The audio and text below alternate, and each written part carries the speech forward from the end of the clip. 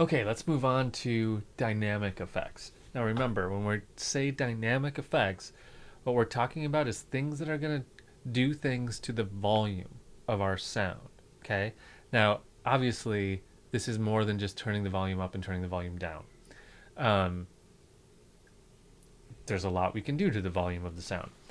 So let's dive into the compressor. So if you don't know what a compressor does, here's what a compressor does. I'm going to put a compressor on our original drum sound.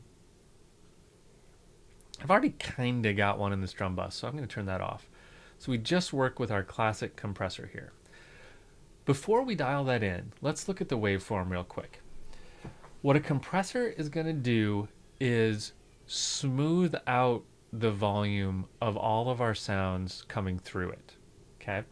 So we can see here this little tick is quieter than this tick, right?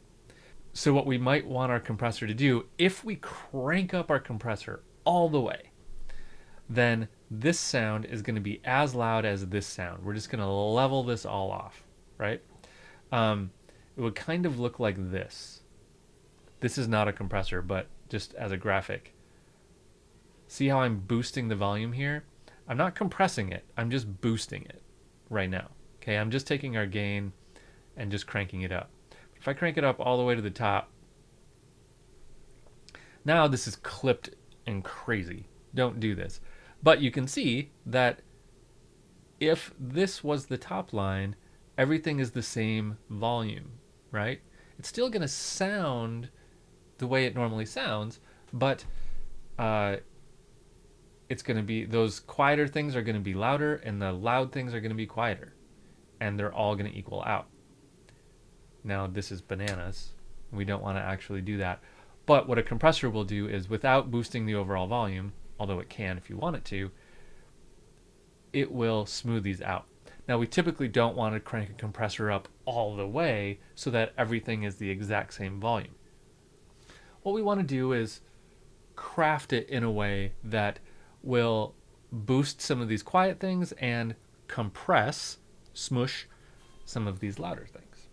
A great example of a use of a compressor is on a vocal. Imagine someone is singing a vocal where at one point in the song they're just like yelling, full voice, just whoa, just really belting it. And in another part of the song, they're doing like a whisper. They're like da da da da da da da da. Now when you mix that together, you need to be able to hear that whisper, right? And you also need to be able to understand the scream.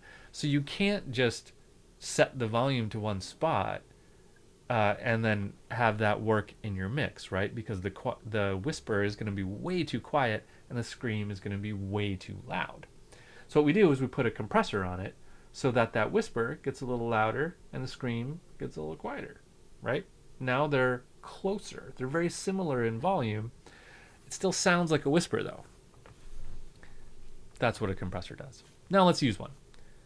Okay, so I put a compressor here on our drums.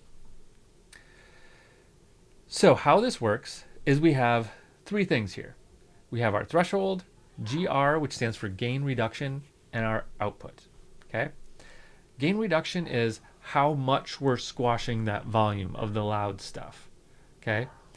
Threshold is at what point does it kick in. And then output is our output volume. What we have in the Ableton compressor here is three different ways of looking at the same information. This is one way. This is another way. In this point, we have the threshold here. And then we have, so this orange ball is, or yellow ball, I guess, is the threshold. So when the volume, so here's the volume coming in. When it gets above that orange ball, it starts to flatten out. If we crank it up all the way, we're going to make the threshold really low, so virtually all sound gets flattened right there. But we don't want to flatten it usually. We want to let there be some variation, but less variation than under the ball, if that makes sense. Here's another way to look at the same thing. Here's our threshold, and in this way we see the sound coming in. Let me turn this down so I can talk over it. Okay, so here's our threshold.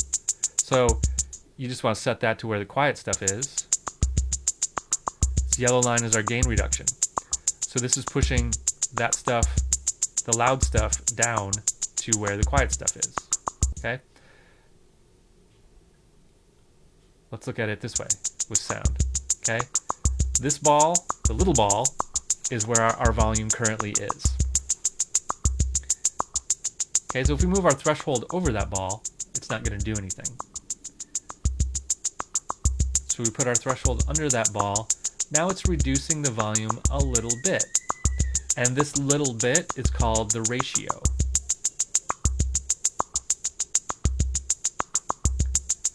The ratio is right here. So we can flatten that line out or keep it curved. If I pull this ratio back to 1 to 1, it's not doing anything.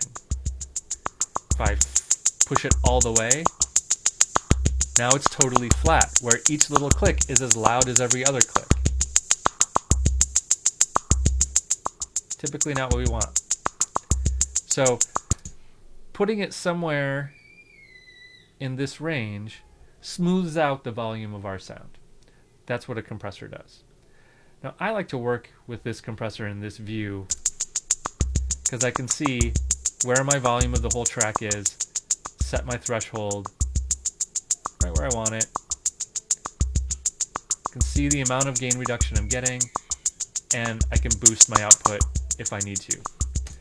In most compressors, you have the ability to boost the output because a lot of the time when you apply a compressor, you lose a lot of volume. So you have the ability to add volume back in to boost it back up. This is sometimes called makeup gain. So we quiet the whole thing down by compressing it, and then we boost the volume to get the level back up. So you see makeup gain. This is effectively the same thing. Oh, actually, we have a makeup gain button.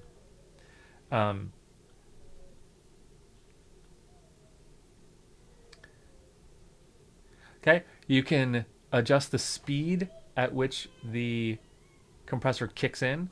If you want to kick in really fast, you want this number low. If you want it to kick in really slow, you want this number high. I generally leave it around 2 or 3 milliseconds. And how fast does it let go? How fast does the volume come back down after it goes under the threshold? Or does the compressor stop pushing the sound down after the volume comes back down under the threshold? So compressors can be really complicated, but the thing to remember is that just taking the loud stuff, smushing it down to the level of the quiet stuff, depending on how hard you set it. That's what a compressor does.